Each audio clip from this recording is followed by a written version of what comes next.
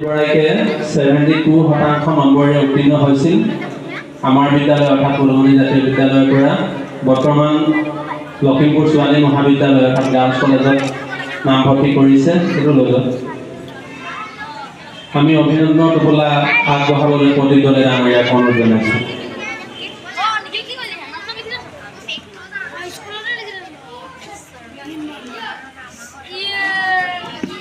এয়া প্ৰতিদলে ডাঙৰীয়াই জাহ্নবী বৰাইকক অভিনন্দন টোপোলা আগবঢ়াইছে।